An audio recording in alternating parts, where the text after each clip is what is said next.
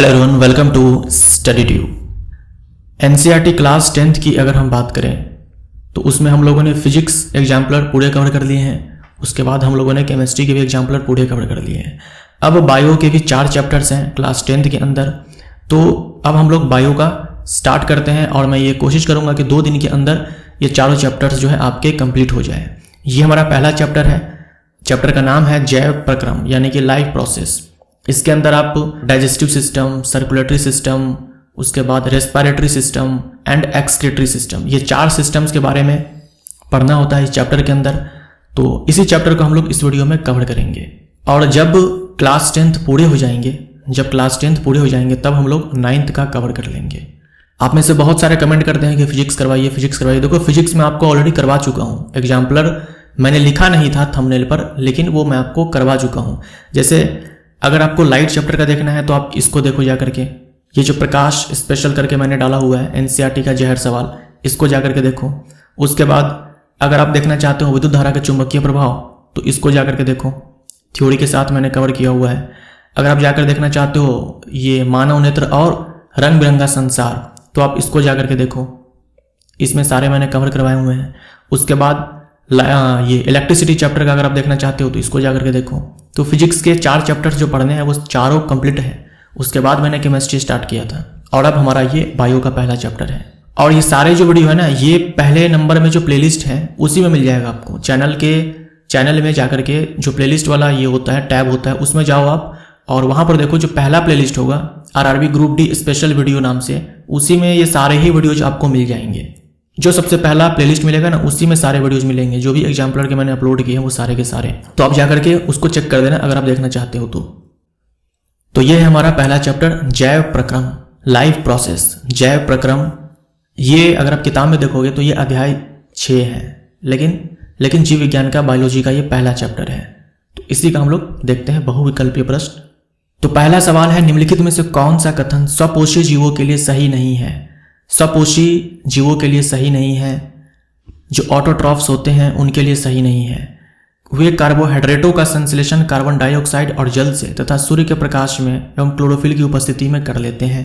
क्या स्वपोषी ऐसा करते हैं कि कार्बोहाइड्रेट का वो संश्लेषण कार्बन डाइऑक्साइड और जल से तथा सूर्य के प्रकाश एवं क्लोरोफिल की उपस्थिति में कर लेते हैं? तो बिल्कुल सही है, ये तो बिल्कुल सही है। हमसे पूछा है सही नहीं है वो बताना है। जल और कार्बन डाइऑक्साइड जो है ये रॉ मटेरियल्स होते हैं। सूर्य के प्रकाश में, क्लोरोफिल की उपस्थिति में वो अपना भोजन बना लेते हैं। वे कार्बोहाइड्रेटों को स्टार्च के रूप में भंडारित रखते हैं, ये भी सही है। फोटोसिंथेसिस में जो कार्बोहाइड्रेट बनता है वो ग्लूकोज होता है, तो ग्लूकोज के फॉर्म में ये भोजन बनता है पौधों के अंदर। यहाँ स्वपोषी कौन होते हैं? पौधे होते हैं। कुछ बैक्टीरिया भी होते हैं लेकिन वो रसायन स्वपोषी होते हैं, फोटोसिंथेसिस नहीं करते हैं अगर हम साइनोबैक्टीरिया को छोड़ दे तो। उसके बाद ये अपना भोजन ट्रांसपोर्ट करते हैं सुक्रोज के फॉर्म में। इस फॉर्म में ये ट्रांसपोर्ट करते हैं यानी कि स्थानांतरित करते हैं, और स्टोर करते हैं, संचित करते हैं स्टार्च के फॉर्म में। तो ये अलग अलग फॉर्म्स होते हैं। बनाते हैं इस फॉर्म में, ट्रांसपोर्ट करते हैं इस फॉर्म में, और भंडारित करते हैं, स्टोर करते हैं स्टार्च के फॉर्म में। हमारे बॉडी में भी स्टोर होता है लेकिन वो ग्लाइकोजन के फॉर्म में होता है। वे कार्बन डाइऑक्साइड और जल को सूर्य के प्रकाश की अनुपस्थिति में कार्बोहाइड्रेटों में बदल लेते हैं। तो सूर्य के प्रकाश की अनुपस्थिति में जैसे ही बोला तो ये गलत हो जाएगा। वे आहार श्रृंखला में पृथक पोषी स्तर बनाते हैं, एक सेपरेट जो है लेवल बनाते हैं। तो जो आहार श्रृंखला है उसमें सबसे पहले नंबर पर कौन आता है? सबसे पहले नंबर पर हम बोलते हैं प्रोड्यूसर, उत्पादक। तो जो प्लांट्स होते हैं जो फोटोसिंथेसिस करते हैं वही होते हैं उत्पादक। तो इनका अपना एक अलग स्तर है, अलग लेवल है। तो ये स्टेटमेंट भी सही है हमारा। जो इसमें से गलत है वो है सी। तो सी हमारा राइट आंसर हो जाएगा। जीवों के निम्नलिखित वर्गों में से किस वर्ग के जीव खाद्य पदार्थों को शरीर के बाहर ही पचाकर उसका अवशोषण कर लेते हैं? जैसे हम लोग क्या है ना कि हम लोग पहले खाना को अंदर लेते हैं बॉडी के अंदर, उसके बाद डाइजेशन करते हैं, उसके बाद पाचन करते हैं। कुछ जीव ऐसे होते हैं जो पचा लेते हैं खाना को शरीर के बाहर ही, मतलब जो भी तोड़ना ओड़ना होता है वो सारे जो है शरीर के बाहर कर लेते हैं, और उसके बाद उस पचे हुए भोजन को, उस पचे हुए खाद्य पदार्थ को अवशोषित कर लेते हैं। लेकिन डाइजेशन जो होता है वो बॉडी के बाहर होता है। तो ये खासियत है किसका? फंजाई का, है ना। फंजाई यानी कि कवक। तो ईस्ट जो कि एक कोशिकीय कवक है, उसके बाद मशरूम है, ब्रेड की फफूंद यानी कि ब्रेड मोल्ड, ये सारे के सारे जो है आपके फंजाई है यानी कि कवक है। तो सारे के सारे जो फंजाई होते हैं वो आपके होते हैं परपोषी, वो होते हैं परपोषी, परपोषी होते हैं। इनमें भी कुछ हो सकते हैं सेप्रोफाइट। सेप्रोफाइट्स का मतलब हो गया ये मृतजीवी या मृतोपजीवी, है ना।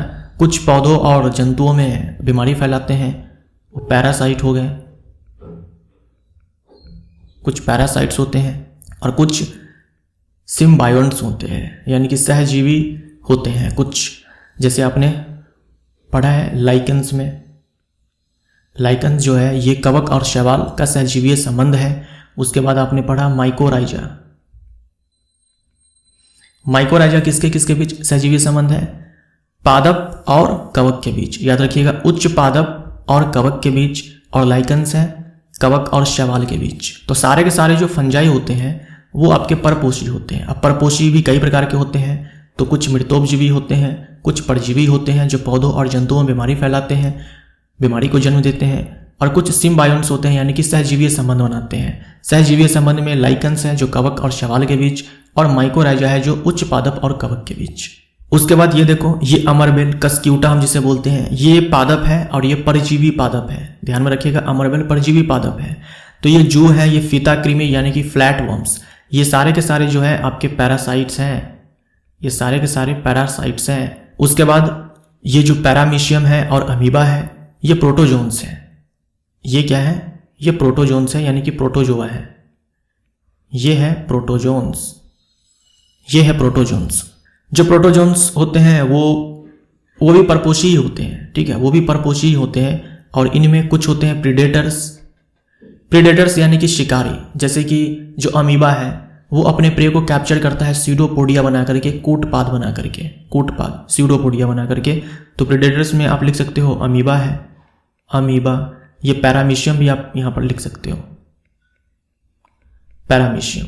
कुछ जो होते हैं पैरासिटिक होते हैं यानी कि कुछ परजीवी होते हैं, कुछ पैरासाइट्स होते हैं। पैरासाइट्स में जैसे कि प्लाज्मोडियम, प्लाज्मोडियम जो कि मलेरिया करता है। तो ये सारी बातें हैं जो कुछ आप ध्यान में रख सकते हो। जो ईस्ट है ये एक कोशिकीय कवक है। जनरली जो कवक होते हैं वो बहुकोशिकीय होते हैं, लेकिन ईस्ट जो है एक कोशिकीय कवक है। ईस्ट की मदद से ही फर्मेंटेशन करवाया जाता है, किण्वन करवाया जाता है कार्बोहाइड्रेट का, और वहां से एथेनॉल बनाया जाता है। सही कथन चुनिए। विषमपोषी प्राणी, विषमपोषी प्राणी यानी कि हेटेरोट्रॉफ, जो अपना भोजन खुद से नहीं बनाते हैं, प्रकाश संश्लेषण नहीं करते हैं, रसायन संश्लेषण नहीं करते हैं, जो अपना भोजन खुद से नहीं बनाते हैं, विषमपोषी प्राणी अपने भोजन का संश्लेषण स्वयं नहीं करते हैं। तो ये सही है, सही कथन चुनना है ना। तो हो गया हमारा ए नंबर ही सही हो जाएगा ना, ए हमारा राइट आंसर हो जाएगा। विषमपोषी प्राणी प्रकाश संश्लेषण प्रक्रिया के लिए सौर ऊर्जा प्रयुक्त करते हैं, ये बिल्कुल गलत है। विषमपोषी प्राणी अपने भोजन का संश्लेषण स्वयं करते हैं, गलत है। विषमपोषी प्राणी कार्बन डाइऑक्साइड और जल को कार्बोहाइड्रेट में बदलने में समर्थ है, गलत है। ए हमारा राइट आंसर। मानव के आहार नाल के विभिन्न भागों का सही प्रक्रम कौन सा है? मानव के आहार नाल में जो सबसे पहला पार्ट आता है वो कौन है? मुख है, मुख गुहा है, बकल कैविटी है। उसके बाद ग्रसिका, ईसोफेगस। तो पहले नंबर पर मुख सही है, उसके बाद ग्रसिका यानी कि ईसोफेगस, उसके बाद अमाशय, उसके बाद बड़ी आंत, नहीं गलत हो जाएगा, उसके बाद छोटी आंत यानी कि सी नंबर वाला जो है हमारा, नहीं सी नंबर भी गलत हो जाएगा। मुख के बाद देखो अमाशय दिया हुआ है, ये भी गलत हो जाएगा, ये भी गलत हो जाएगा। मुख के बाद अमाशय है, मुख के बाद ग्रसिका, ग्रसिका के बाद अमाशय, उसके बाद छोटी आंत, उसके बाद बड़ी आंत। ग्रसिका में पाचन जो है नहीं होता है, ग्रसिका में कोई डाइजेशन नहीं होता है, कोई पाचन नहीं होता है। जो बड़ी आंत है यहाँ पर भी कोई पाचन नहीं होता है, यहाँ पर भी कोई पाचन नहीं होता है। यहाँ पर जो बड़ी आंत है इसमें मुख्य रूप से पानी का, जल का अवशोषण होता है। जो अपाचित भोजन होता है जब वो बड़ी आंत में आता है तो उसमें जो भी पानी एक्स्ट्रा होता है उसको अवशोषित कर लिया जाता है बड़ी आंत में। उसके बाद रेक्टम के थ्रू अपचित भोजन को बाहर निकाल दिया जाता है। जो मुख है इसमें जो लार होता है, लार में जो एमाइलेज होता है वो एमाइलेज स्टार्च को तोड़ता है माल्टोज में, स्टार्च को तोड़ता है माल्टोज में। जो अमाशय है इसमें पेप्सिन एंजाइम होता है, पेप्सिन जो है ये प्रोटीन को तोड़ता है पेप्टोन्स में, प्रोटीन को तोड़ता है पेप्टोन्स में। Pepsin enzyme. उसके बाद छोटी आंत में कई तरह के एंजाइम्स मिलते हैं, जैसे कि पैनक्रियाज, अग्नाशय से आने वाले एंजाइम होते हैं, ट्रिप्सिन, लाइपेज, एमाइलेज, ये सारे होते हैं। छोटी आंत का अपना ये आंत रस होता है। तो छोटी आंत में खाने का पाचन जो है सबसे ज़्यादा होता है, सबसे ज़्यादा खाने का पाचन जो है छोटी आंत में ही होता है, और वसा का पाचन जो है यहीं पे स्टार्ट होता है। कार्बोहाइड्रेट का पाचन जो है मुख गुहा से स्टार्ट हो जाता है, प्रोटीन का पाचन जो है अमाशय से स्टार्ट हो जाता है, और फैट का जो पाचन है, वसा का जो पाचन है वो छोटी आंत में होता है। जब बाइल जूस आकर के उसको पाइसीकृत करता है, यानी कि पाइसीकरण होता है वसा का, उसके बाद लाइपेज जो अग्नाशय का एंजाइम है, लाइपेज उस वसा को वसीय अम्ल और ग्लिसरॉल में तोड़ता है। तो यहां से क्या है कि फैट का डाइजेशन स्टार्ट होता है। फैट का जो डाइजेशन है वो यहीं से स्टार्ट होता है। तो छोटी आंत में जाकर के जो प्रोटीन्स होते हैं वो फाइनली कन्वर्ट हो जाते हैं अमीनो एसिड में। अमीनो एसिड में जो ये कार्बोहाइड्रेट्स होते हैं, खास करके जो ग्लूकोज, ये जो स्टार्च होते हैं, ये कन्वर्ट हो जाते हैं ग्लूकोज में, और जो आपके फैट्स होते हैं ये फाइनली कन्वर्ट हो जाते हैं फैटी एसिड प्लस ग्लिसरॉल में, इसमें जाकर के कन्वर्ट हो जाते हैं। तो छोटी आंत में यहाँ पर जो एंजाइम काम करता है वो है ट्रिप्सिन, यहाँ पे जो एंजाइम काम करता है वो है एमाइलेज। एक एमाइलेज आपने देखा लार में, सलाइवरी एमाइलेज, यहाँ पे, और एक एमाइलेज ये है पैनक्रियाटिक एमाइलेज, अग्नाशय वाला एमाइलेज, और फैट को फैटी एसिड ग्लिसरॉल में तोड़ेगा लाइपेज। तो ये जो भी एंजाइम्स आप देख रहे हो ना, ट्रिप्सिन है, एमाइलेज है, लाइपेज है, ये सारे अग्नाशय के एंजाइम हैं, लेकिन ये सारे एक्ट करते हैं, काम करते हैं छोटी आंत के डेओडनम में। छोटी आंत के कहाँ पर? डेओडनम में। छोटी आंत में ही ये होते हैं, विलाई होते हैं। जो विलाई होते हैं वो उंगली नुमा ऐसे संरचना होती है जो अवशोषण के सतह के क्षेत्रफल को बढ़ाने का काम करती है। कौन? ये सारे जो विलाई होते हैं, क्योंकि अवशोषण का काम भी क्या है, जो भी पाचित भोजन है वो हमारे छोटी आंत से ही अवशोषण हो जाता है, उनका हमारे ब्लड में चले जाते हैं वो सारे के सारे। और ये जो फैट्स हैं, जो फैटी एसिड और ग्लिसरॉल में टूटा है, इस फैट को सबसे पहले इमल्सिफाई करता है बाइल जूस। यदि लार एमाइलेज यानी कि सलाइवरी एमाइलेज की कमी हो तब मुख गुहा में कौन सी घटना प्रभावित होगी? देखो अभी हम लोगों ने देखा लार में एमाइलेज होता है जिसका काम होता है स्टार्च को माल्टोज में तोड़ना। स्टार्च को किस में तोड़ना? माल्टोज में तोड़ना। स्टार्च ये पॉलीसेकेराइड है, माल्टोज ये डाइसेकेराइड है। तो बी हमारा राइट आंसर हो जाएगा। प्रोटीनों का अमीनो अम्ल में विघटित होना, ये कहाँ होगा? छोटी आंत में जाकर के। वसाओं का वसा अम्लों और ग्लिसरॉल में विघटित होना, ये कहाँ पर होगा? छोटी आंत में जाकर के। अगर छोटी आंत में पूछे कि छोटी आंत के कौन से हिस्से में, तो आंसर आपका ड्यूडेनम होगा। ड्यूडेनम ये छोटी आंत का ही पहला पार्ट है। विटामिनों का अवशोषण छोटी आंत में, बी हमारा राइट आंसर हो जाएगा। अमाशय का स्तर निम्नलिखित में से एक की उपस्थिति के कारण सुरक्षित बना रहता है, सही उत्तर चुनिए। जो अमाशय है इसकी दीवारों में जठर ग्रंथि होती है, जठर ग्रंथि से HCl ये अम्ल स्रावित होता है जो कि बहुत ही मजबूत अम्ल है। तो ये जो अम्ल है ये अमाशय की जो दीवार है यानी कि ये जो अस्तर है इसको जला सकता है।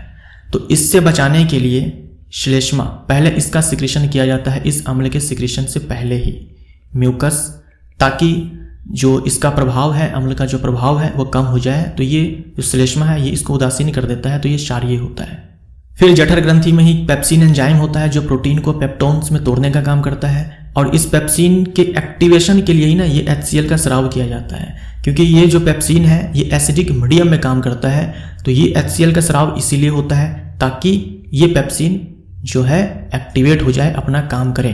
पेप्सिनोजेन के फॉर्म में पहले ये स्राव होता है, तब पेप्सिन में कन्वर्ट होता है HCl की मदद से। साथ ही HCl का ये भी काम है कि जो फूड में जो बैक्टीरिया है उसको भी मार गिराए। लार एमाइलेज स्टार्च को माल्टोज में तोड़ेगा। पित्त रस यानी कि बाइल जूस का क्या काम होता है? जो बाइल जूस है ये फैट जो होते हैं इसको ये इमल्सिफाई करता है। जो फैट्स होते हैं इसको ये इमल्सिफाई करता है, ठीक है, इमल्सिफाई। यानी कि पाइसीकृत करता है। पाइसीकृत, वसा का पाइसीकरण करना किसका काम है? पित्तरस का काम है। पाइसीकृत होने के बाद ही लाइपेज एंजाइम जो है अग्नाशय का उस पर असर दिखा पाता है। जब तक वसा का पाइसीकरण नहीं होगा तब तक वो जो लाइपेज है वो अपना काम नहीं कर पाता है उस फैट को तोड़ने के लिए। पाइसीकृत वसा होगा, जो पाइसीकृत वसा होगा अब इस पे लाइपेज एंजाइम जो है ये एक्ट करेगा और तब जाकर के ये बनेगा वसा अम्ल और ग्लिसरॉल, जो ऊपर में यहाँ पे लिखा हुआ है। साथ में ये भी आप ध्यान में रखें कि ये जो पित्तरस है इसके पास कोई डाइजेस्टिव एंजाइम नहीं होता है, कोई भी पाचक एंजाइम नहीं होता है, कोई भी पाचक एंजाइम नहीं होता है इसके पास। अगला है आहार नाल का कौन सा भाग यकृत से पित्तरस प्राप्त करता है? आहार नाल का कौन सा भाग है जो यकृत से पित्तरस को प्राप्त करता है? तो यकृत में जो बाइल जूस बनता है, यकृत में जो बाइल जूस बनता है ये स्टोर्ड कहाँ होता है जाकर के? गॉल ब्लैडर में, गॉल ब्लैडर में यानी कि पित्ताशय में।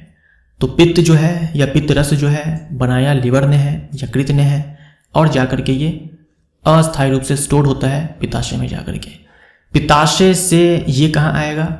स्मॉल इंटेस्टाइन में, छोटी आंत में। क्या काम करेगा ये? वसा का पाइसीकरण करेगा। बाइल जूस का क्या काम है? वसा का पाइसीकरण करना। और बाइल जूस में कोई डाइजेस्टिव एंजाइम नहीं होता है, कोई पाचक एंजाइम नहीं होता है। जो लीवर है ये हमारे बॉडी के अंदर सबसे बड़ी ग्रंथि है। जो लीवर है ये हमारे बॉडी के अंदर सबसे बड़ी ग्रंथि है। छोटी आंत जो है हमारा यहाँ पर राइट आंसर हो जाएगा। ये जो ग्रसिका है यानी कि ईसोफेगस है, ईसोफेगस में कोई भी पाचन का काम नहीं होता है। आयोडीन घोल की कुछ बूंदें चावल के पानी में डाली गई। चावल के पानी में आयोडीन की कुछ बूंदें डाली गई, आयोडीन सोल्यूशन की कुछ बूंदें डाली गई। चावल का पानी नीले काले रंग का हो गया। इससे पता चलता है कि चावल के पानी में, जो मैंने वीडियो डाला हुआ था जिसमें मैंने डायग्राम सारे कवर किए हुए थे, उसमें याद है आपको आयोडीन सोल्यूशन का कलर ब्लू ब्लैक हो गया था। किसके प्रेजेंस में? स्टार्च के प्रेजेंस में, स्टार्च के प्रेजेंस में। और जो चावल है ये तो बहुत ही अच्छा सोर्स है, आलू चावल ये सब स्टार्च के बहुत ही रिच सोर्स होते हैं। तो चावल के पानी में क्या है? ये स्टार्च है और हमने आयोडीन सोल्यूशन को उसमें डाला तो ये ब्लू ब्लैक हो गया। तो ये चीज़ आपको याद रखना है कि जो आयोडीन सोल्यूशन है, जो आयोडीन सोल्यूशन है इसका जो कलर है ये ब्लू ब्लैक हो जाएगा स्टार्च के प्रेजेंस में, स्टार्च के प्रेजेंस में। तो हो जाएगा हमारा स्टार्च होता है इसीलिए। आहार नाल के किस भाग में भोजन अंतिम रूप में पचता है? यानी इसके बाद डाइजेशन हमारा कंप्लीट हो जाता है तो छोटी आंत में जाकर के, छोटी आंत में जाकर के भोजन का पाचन जो है कंप्लीट हो जाता है। छोटी आंत में भोजन का सबसे ज़्यादा पाचन होता है। और छोटी आंत के भी कौन से हिस्से में सबसे ज़्यादा भोजन का पाचन होता है? तो ड्यूडेनम में। ड्यूडेनम में ये सी शेप्ड संरचना होती है, ये सी शेप्ड संरचना होती है। मुख गुहा में जो ये सलाइवा बनता है, जो लार बनता है, इसमें एक एंजाइम भी होता है जो बैक्टीरिया को मार गिराता है। इसमें एक एंजाइम भी होता है जो बैक्टीरिया को मार गिराता है। देखो, एक तो एंजाइम हो गया वो सलाइवरी एमाइलेज जो स्टार्च को माल्टोज में तोड़ता है। एक और एंजाइम होता है, उसका नाम आप मुझे बताएं, जो बैक्टीरिया को मार गिराता है, सूक्ष्म जीवों को मारने का काम करता है।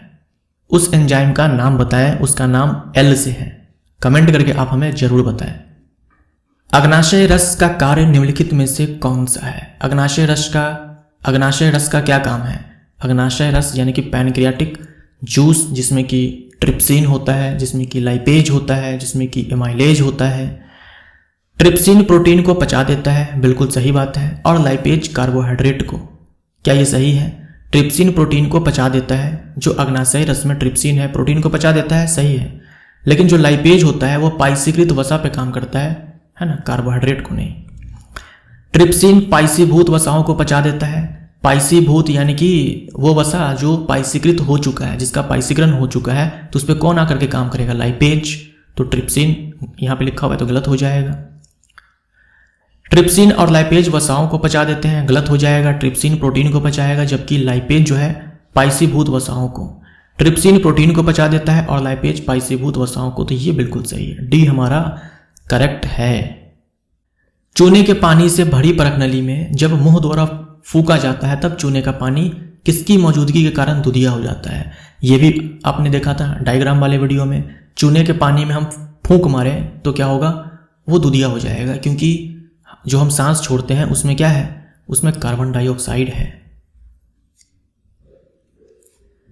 यानी ये इस चीज को प्रूव करता है कि जो रेस्पिरेशन होता है हमारे अंदर, सेलुलर रेस्पिरेशन जो होता है, उसमें कार्बन डाइऑक्साइड भी बनता है। कार्बन डाइऑक्साइड जो हम सांस छोड़ रहे हैं, जो उसमें निकल रहा है, वो कहाँ पे बना, कोशिकीय श्वसन के दौरान। कोशिकीय श्वसन में ऑक्सीजन का हमने इस्तेमाल किया, कार्बन डाइऑक्साइड हमने बनाया, बाई प्रोडक्ट के रूप में बनता है।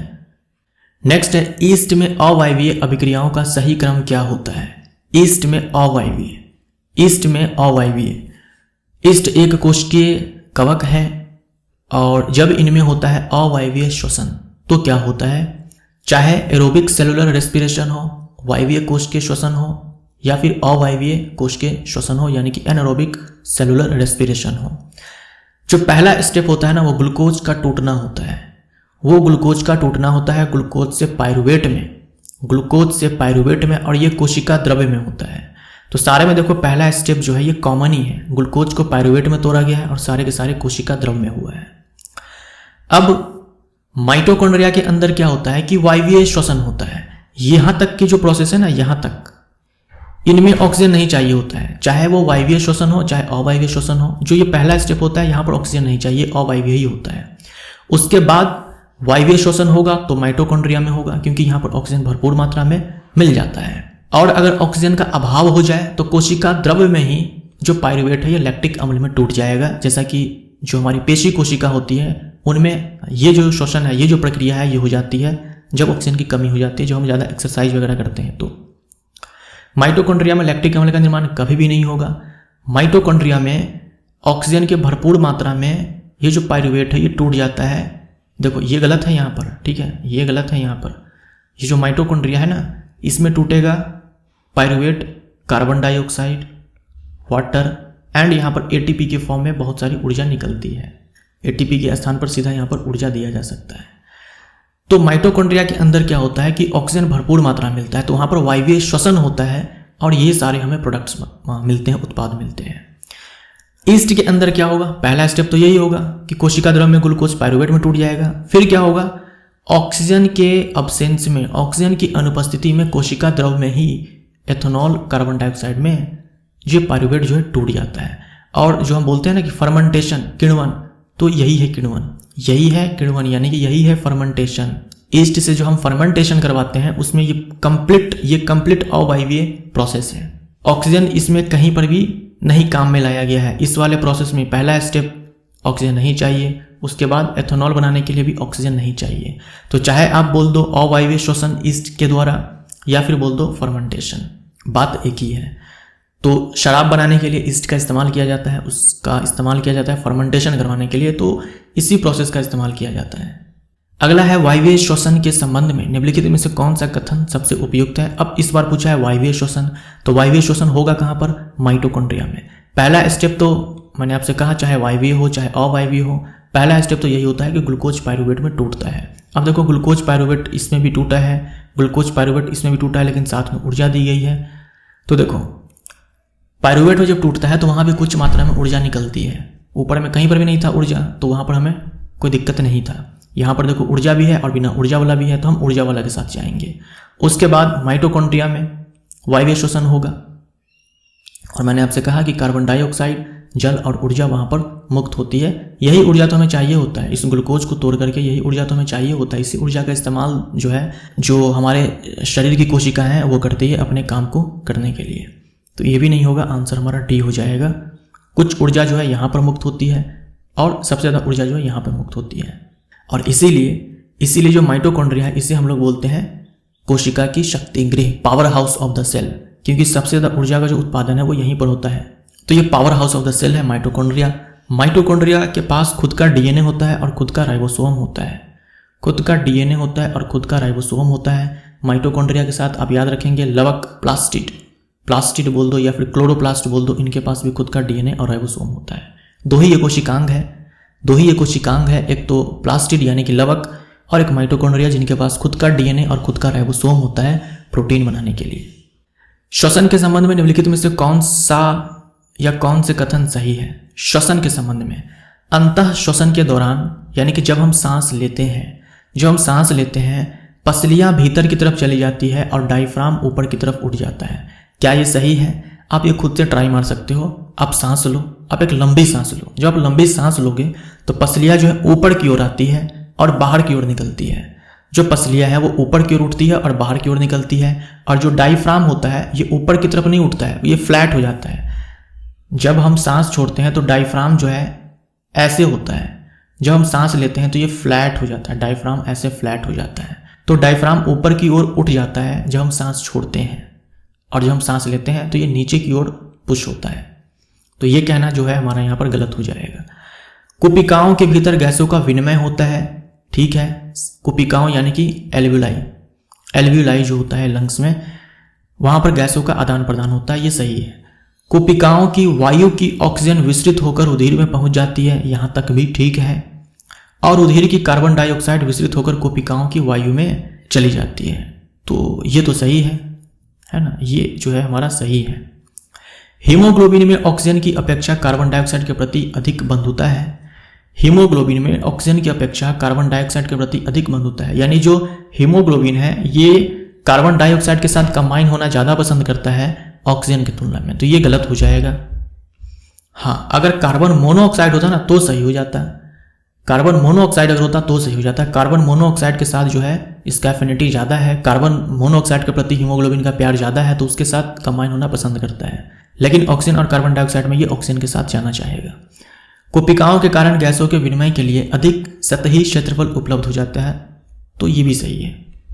जो कुपिकाएं होती हैं वो सरफेस एरिया को इंक्रीज करने का काम करते हैं। जो एल्वियोलाई होते हैं वो सरफेस एरिया को, सतही क्षेत्रफल को बढ़ा देते हैं ताकि ज़्यादा से ज़्यादा गैसों का आदान प्रदान हो सके, ज़्यादा से ज़्यादा ऑक्सीजन जो है हमारे अंदर आ सके, ज़्यादा से ज़्यादा कार्बन डाइऑक्साइड हमारे बॉडी से बाहर जा सके। तो जो हमारे लिए करेक्ट आंसर है वो है 2 नंबर और 4 नंबर, 2 नंबर और 4 नंबर, डी हमारा राइट आंसर।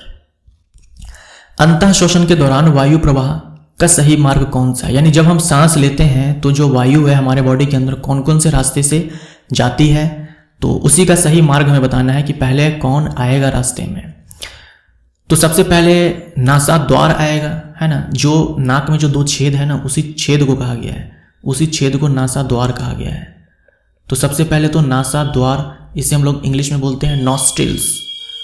2 नॉस्ट्रिल्स हैं, तो सबसे पहले नॉस्ट्रिल्स के बाद नासा मार्ग, नेजल पैसेज, इंग्लिश में बोलते हैं नेजल पैसेज। नासा द्वार के बाद रास्ते में ये आती है फेरिंग्स यानी कि ग्रसनी के बाद कंठ के बाद श्वास नली के बाद फेफड़े के अंदर कोशिकाएं होती है, फेफड़े या फिर यहीं पर कोशिका। तो जो हम सांस लेते हैं उसमें सबसे पहले जो वायु है वो नॉस्ट्रिल से होकर के, नेजल पैसेज से होकर के, फेरिंग्स से होकर के, लैरिंग्स में होकर के, ट्रैकिया से होते हुए ये हमारे कोशिकाओं तक पहुंचती है। ये जो कंठ है ना, इसको हम लैरिंग्स बोलते हैं, इसे हम फेरिंग्स बोलते हैं, इसे हम लोग नेजल पैसेज बोलते हैं, इसे हम लोग नॉस्ट्रिल बोलते हैं, इसे हम लोग विंड पाइप बोलते हैं या फिर ट्रैकिया बोलते हैं, और ये लंग्स एल्वियोलाई। तो आप देख लो इसमें कौन सही अरेंजमेंट है। सबसे पहले यहाँ पर कंठ दिया गया है, गलत हो जाएगा। नासा मार्ग दिया हुआ है, गलत हो जाएगा। नासा द्वार के बाद देखो मैंने यहाँ पर गलत लिख दिया हुआ है। नासा द्वार के बाद यहाँ पर नासा मार्ग हो जाएगा, नासा मार्ग। तो नासा द्वार के बाद नासा मार्ग, नासा द्वार के बाद कंठ दिया गया है, गलत हो जाएगा। नासा द्वार के बाद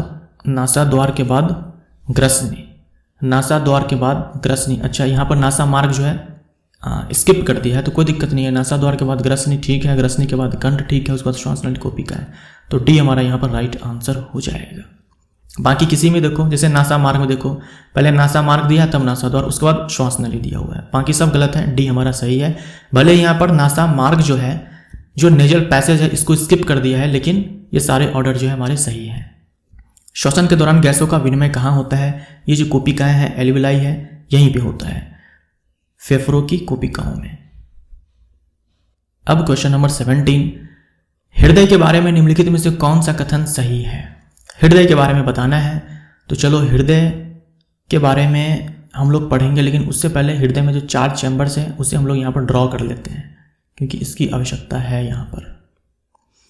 ये हमारा हो जाएगा left auricle, left ventricle, right auricle, right ventricle. पढ़ते हैं। बायां आलिंद, बायां आलिंद यानी कि इसके बारे में बात किया जा रहा है, इसके बारे में बात किया जा रहा है। बायां आलिंद शरीर के विभिन्न ऑक्सीजन जनित रुधिर शरीर प्राप्त करता है विभिन्न भागों से। तो ऐसा क्या ये सही है? क्या बायां आलिंद शरीर के विभिन्न भागों से ऑक्सीजन जनित रुधिर शरीर से प्राप्त करता है? क्या बायां आलिंद शरीर के विभिन्न भागों से ऑक्सीजन जनित रुधिर प्राप्त करता है? गलत हो जाएगा। देखो इसमें जो ब्लड आता है वो कहाँ से आता है? लंग्स से, फेफड़ों से। इसमें जो ब्लड आता है वो लंग से आता है। भले ऑक्सीजन जनित ब्लड है, लेकिन आ तो लंग से रहा ना, शरीर के विभिन्न हिस्सों से नहीं आ रहा है, तो यह गलत हो जाएगा। बायां निलय यानी कि अब इसके बारे में बात किया जा रहा है।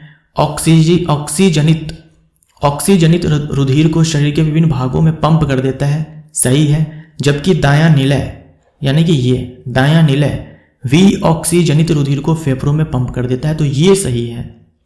ये 2 नंबर वाला सही है। देखो इसमें जो ऑक्सीजनित ब्लड होता है, ऑक्सीजनेटेड ब्लड होता है, हार्ट पंप कर देता है इसको बॉडी के डिफरेंट पार्ट्स में आर्टरी के थ्रू। और इसमें जो ब्लड होता है जो कि डीऑक्सीजनेटेड होता है, ये जाएगा कहाँ पर? लंग्स में। ये लंग्स में जाएगा, वहाँ पर कार्बन डाइऑक्साइड को बाहर निकाल देगा, ऑक्सीजन को अंदर लेगा, और फिर लंग्स से ये इस वाले यानी कि बायां आलिंद में आएगा। तो 2 सही है। बाएं आलिंद में से बाएं आलिंद कौन है? ये है लेफ्ट ऑरिकल। ऑक्सीजनित रुधिर दाएं निलय में चला जाता है, गलत हो जाएगा, बिल्कुल गलत हो जाएगा। क्या होगा? यहां से बायां आलिंद से बायां निलय में ब्लड आएगा, बायां आलिंद से बायां निलय में।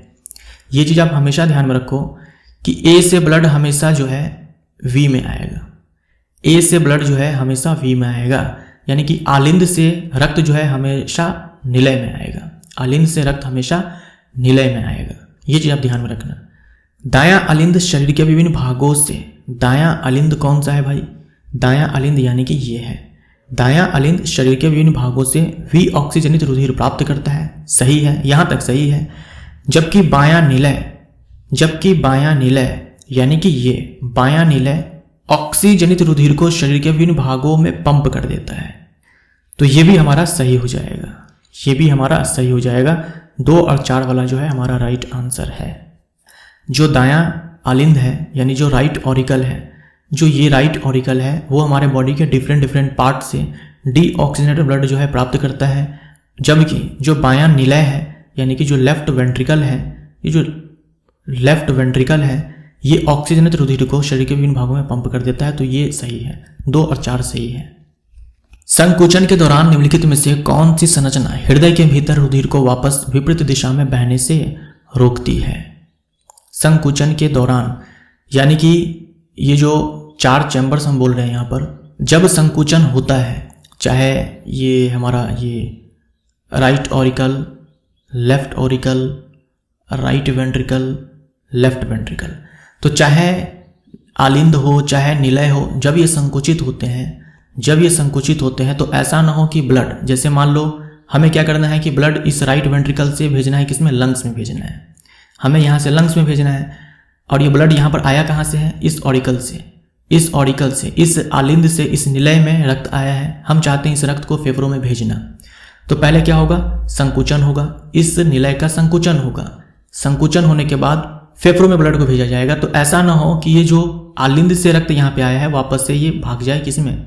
आलिंद में भाग जाए, तो ऐसा नहीं होना चाहिए। जैसे यहाँ से हमें भेजना है शरीर के विभिन्न हिस्सों में, तो संकुचित होना पड़ेगा हार्ट को। तो जब संकुचित हो तो ऐसा ना हो कि वापस से ये जो ब्लड है ये इस निलय से इस आलिंद में पहुंच जाए, क्योंकि ब्लड तो आया है आलिंद से इस निलय में, लेकिन निलय से आलिंद में न पहुंच जाए।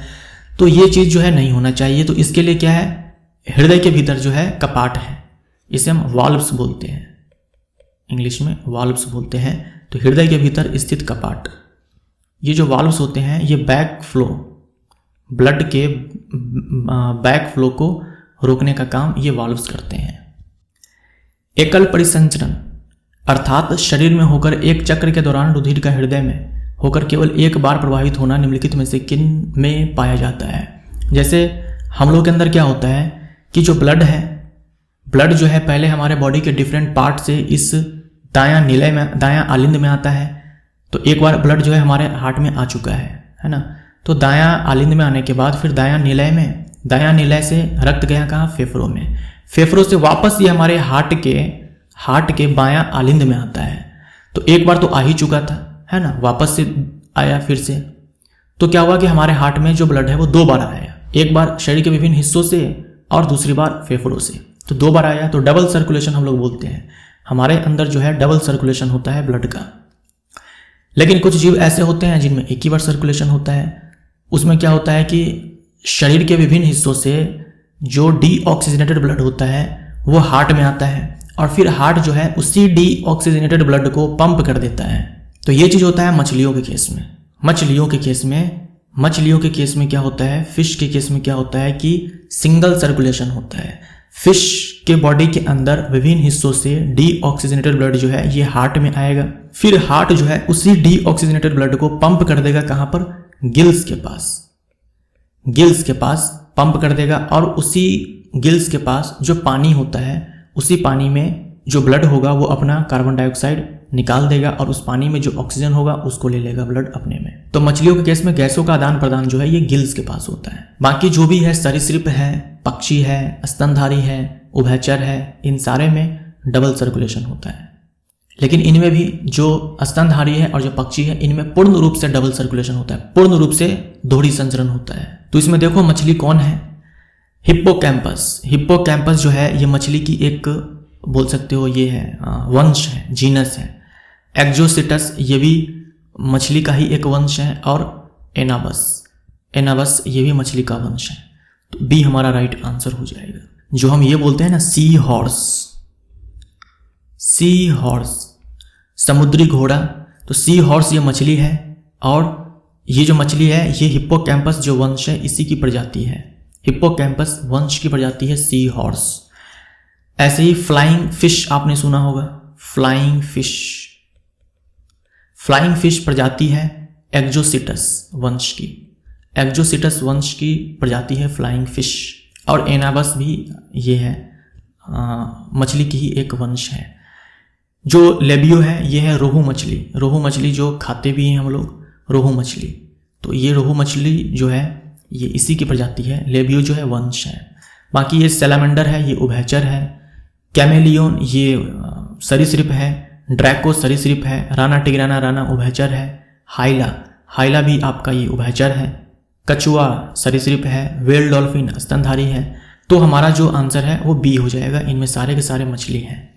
तो दोहरी संचरण जो है ये एम्फीबियन के अंदर, रेप्टाइल के अंदर, बर्ड के अंदर और मैमल्स के अंदर इनमें होता है। इनमें भी आपको यह ध्यान में रखना है कि जो बर्ड्स एंड मैमल है इनमें पूर्ण रूप से होता है। इनमें क्या है कि पूर्ण रूप से दोहरी संचरण होता है, जबकि इन दोनों में अपूर्ण रूप से हम बोलते हैं। इन दोनों में पूर्ण रूप से दोहरी संचरण, इन दोनों में अपूर्ण रूप से दोहरी संचरण। और मछलियों में तो एकल संचरण होता है। संचरण यानी कि रुधिर परिसंचरण। निम्नलिखित कशेरुकी समूह या समूहों में हृदय ऑक्सीजनित रुधिर को शरीर के विभिन्न भागों में पंप नहीं करता। जिसमें भी दोहरी संचरण होता है ना, जिसमें भी दोहरी संचरण होता है उसमें जो हार्ट है, जिसमें भी दोहरी संचरण होता है उसमें जो हार्ट है वो ब्लड को पंप करता है, ऑक्सीजनेटेड ब्लड को, ऑक्सीजनेटेड ब्लड को। दोहरी संचरण वाले में जो हार्ट है ये ऑक्सीजनेटेड ब्लड को जो है बॉडी के डिफरेंट पार्ट्स में पंप करता है। जिन जंतुओं में दोहरी परिसंचरण होता है उनमें जो हृदय होता है वो ऑक्सीजनित रुधिर को शरीर के विभिन्न हिस्सों में भेजता है। लेकिन जिनमें एकल परिसंचरण होता है उनमें नहीं होगा। मैंने अभी आपसे कहा ना कि मछलियों के केस में क्या होता है कि बॉडी के डिफरेंट पार्ट से डीऑक्सीजनेटेड ब्लड यानी कि विऑक्सीजनित जो रुधिर है वो हार्ट में आएगा और हार्ट उसे डीऑक्सीजनेटेड ब्लड के फॉर्म में ही गिल्स के पास भेज देगा। गिल्स में जाने के बाद क्या होता है, पानी में जो ऑक्सीजन होता है वो ब्लड में आता है और जो कार्बन डाइऑक्साइड होता है ब्लड में वो पानी में चला जाता है। तो ऐसे होता है वहां पर जो हार्ट है वो डीऑक्सीजनेटेड ब्लड को पंप करता है, जिसमें भी एकल परिसंचरण होगा। एकल परिसंचरण किसमें होता है, केवल मछलियों में। तो यहाँ जो पीसीज लिखा हुआ है इसका मतलब ये है, पीसीज बोल दो, पाइसेज बोल दो। धमनियों का वर्णन करने के लिए सही कथन चुनिए। धमनी यानी कि आर्टरी, धमनी यानी कि आर्टरी, इनकी भित्तियां मोटी और प्रत्यास्थ होती है। बिल्कुल सही बात है, धमनी की जो भित्तियां होती है मोटी होती है क्योंकि हार्ट जो है ब्लड उसी में पंप करता है तो दीवार फट न जाए, है ना।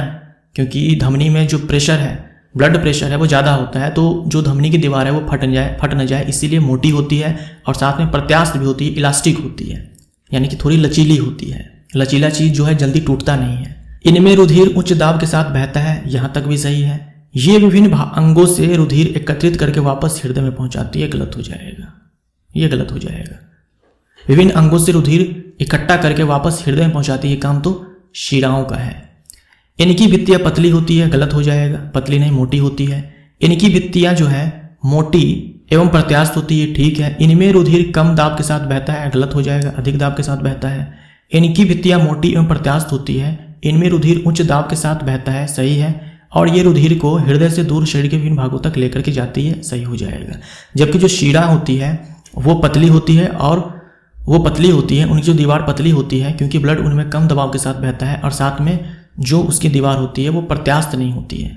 जैसे यहाँ है ना, प्रत्यास्थ होती है, इलास्टिक होती है, जो शीरा होती है अप्रत्यास्थ होती है। वृक्क की निस्यंदक इकाइयों को कहते हैं, वृक्क की निस्यंदक इकाइयों कहते हैं यानी कि किडनी के अंदर जो फिल्ट्रेशन होता है वो उस यूनिट को क्या कहते हैं, तो उसे हम क्या बोलते हैं, नेफ्रॉन बोलते हैं। किडनी में नेफ्रॉन है, बमन्स, कैप्सूल, लूप ऑफ हैनली, ये सारे जो है नेफ्रॉन के पार्ट्स होते हैं। न्यूरॉन जो है ये संरचनात्मक और क्रियात्मक इकाई है हमारे नर्वस सिस्टम की। किडनी कितनी है हमारे बॉडी के अंदर, 2 है। मूत्र नली कितनी है, 2 है। मूत्र मार्ग 1 है। मूत्र मार्ग से ही वीर्य बाहर आता है और मूत्र बाहर आता है। प्रकाश संश्लेषण प्रक्रिया के दौरान उत्पन्न होने वाली ऑक्सीजन कहाँ से प्राप्त होती है? फोटोसिंथेसिस में जो ऑक्सीजन गैस मुक्त होती है वो ऑक्सीजन गैस मुक्त होने के पीछे कारण है जल, ठीक है। जल जो है राइट आंसर हो जाएगा। अगर फोटोसिंथेसिस में जल का इस्तेमाल ना हो तो ऑक्सीजन फोटोसिंथेसिस में नहीं बनेगा। उत्तकों से बाहर आने वाले रुधिर में किसकी मात्रा अपेक्षाकृत अधिक हो जाती है? उत्तकों से जो रुधिर बाहर आएगा उसमें क्या होगा, कार्बन डाइऑक्साइड ज़्यादा होगा, है ना। उत्तकों से जो ब्लड बाहर आएगा, फॉर एग्जांपल ये मान लो ये एक उत्तक है, इनमें बहुत सारी कोशिकाएं हैं, बहुत सारी कोशिकाएं हैं, लो बहुत सारी कोशिकाएं हैं, बहुत सारी कोशिकाएं हैं, कोशिकाओं से मिलकर के उत्तक बना होता है। और यहाँ पर क्या है, ये ब्लड वेसल्स हैं, ये ब्लड वेसल्स हैं, कैपिलरी। तो कोशिकाओं में जो कोशिकीय श्वसन हो रहा है वहां पे कार्बन डाइऑक्साइड गैस वहां पर मुक्त हो रही है, तो कार्बन डाइऑक्साइड गैस जो है ये इस ब्लड में पहुंचती रहेगी। जो कार्बन डाइऑक्साइड गैस है ये इसमें आती रहेगी और फिर ये जो ब्लड वेसल है ये उत्तक से ऐसे जब बाहर निकलेगा तो इसमें किसकी मात्रा अधिक हो जाती है, तो कार्बन डाइऑक्साइड की मात्रा अधिक होगी। ऑक्सीजन की मात्रा तो तब अधिक होगी जब हार्ट से ब्लड जो है आएगा, तो कार्बन डाइऑक्साइड हमारा राइट आंसर हो जाएगा। ऑक्सीजन की इसमें कमी हो जाएगी।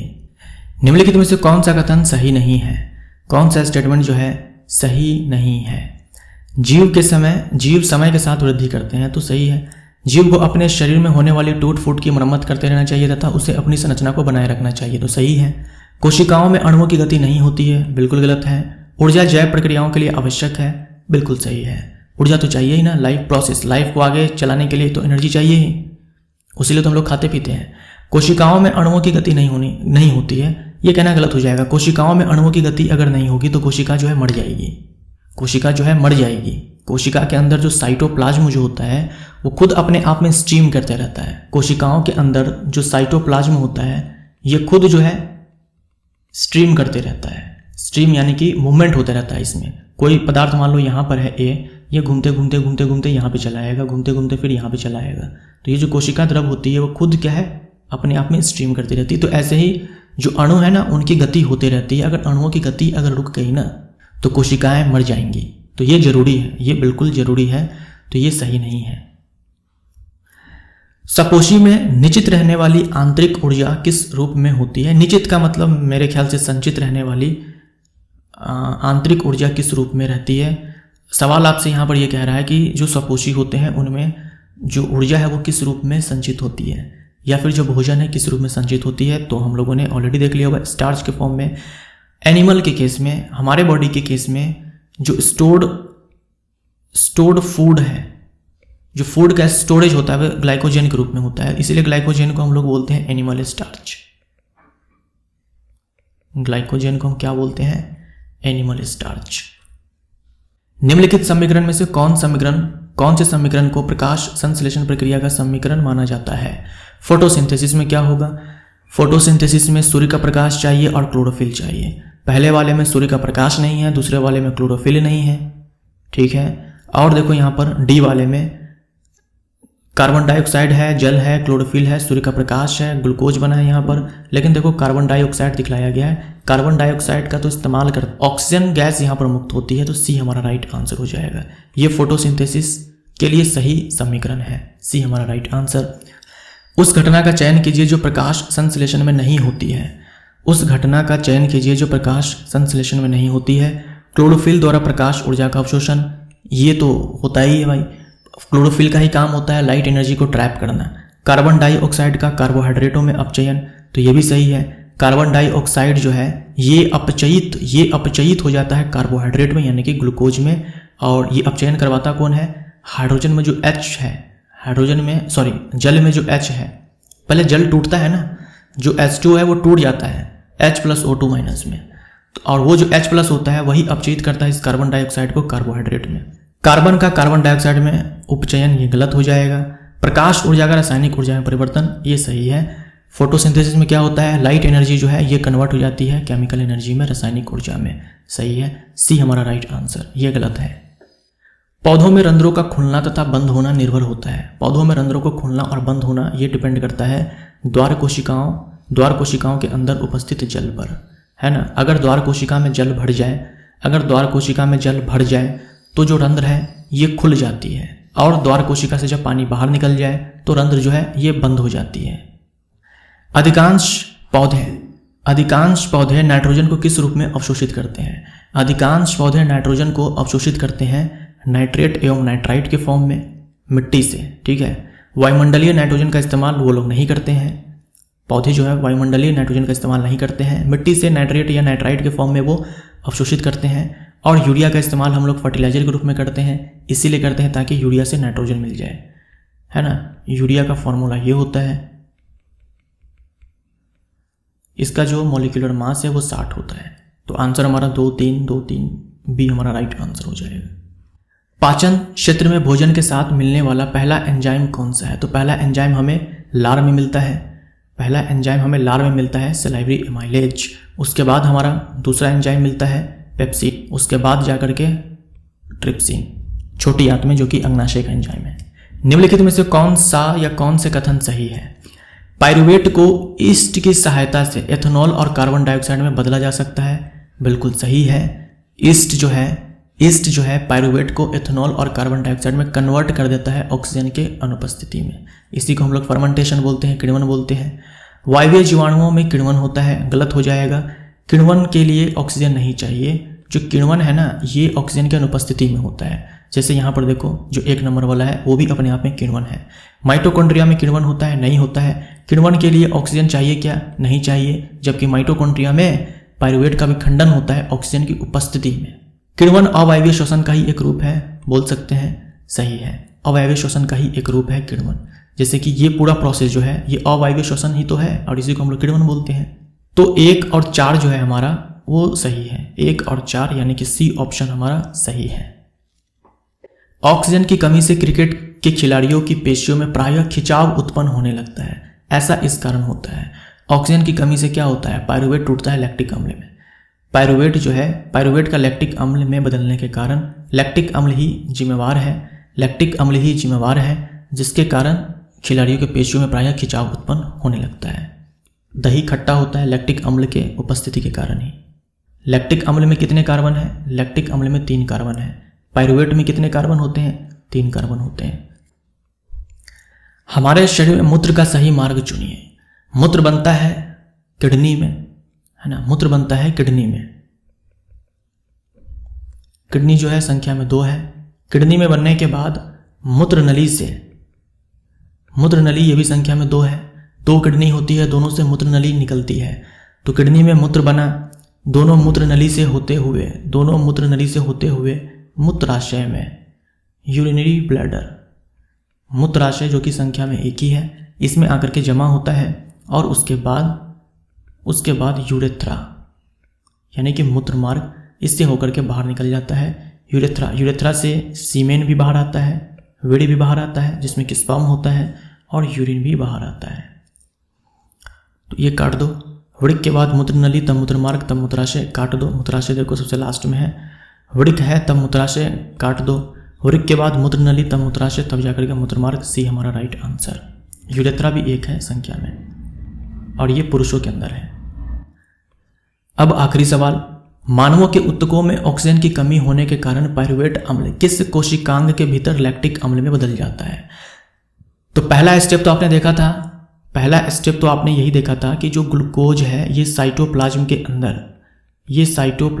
अंदर जो है ये पायरुविक एसिड में टूटता है, जो कि 3 कार्बन वाला कंपाउंड है। ठीक है। माइटोकॉन्ड्रिया के अंदर क्या होता है? माइटोकॉन्ड्रिया के अंदर ऑक्सीजन जो है भरपूर मात्रा में मिलता है, और ये माइटोकॉन्ड्रिया के अंदर कार्बन डाइऑक्साइड H2O+ ये सारे प्रोडक्ट्स में टूट जाते हैं। कौन? पायरुवेट। लेकिन अगर ऑक्सीजन की कमी हो जाए तो इसी साइटोप्लाज्म के अंदर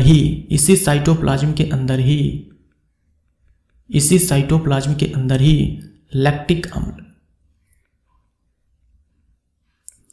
अम्ल में ये पायरुवेट टूट जाएगा। तो कोशिका द्रव्य में ही होता है। ये हमारा राइट आंसर हो जाएगा। फोटोसिंथेसिस जो है क्लोरोप्लास्ट में होता है, इसीलिए क्लोरोप्लास्ट को कोशिका का रसोई घर कहा जाता है, kitchen house of the cell कहा जाता है। माइटोकॉन्ड्रिया में एनर्जी का प्रोडक्शन होता है बहुत ही ज़्यादा मात्रा में, इसलिए माइटोकॉन्ड्रिया को शक्ति गृह कहा जाता है, कोशिका का शक्ति गृह। तो ये हमारा क्लास 10th बायो का पहला चैप्टर जो है हमारा यहाँ पर समाप्त होता है। मिलते हैं अगले चैप्टर में। Thank you so much. Video अच्छा लगा हो तो लाइक जरूर करें वीडियो को।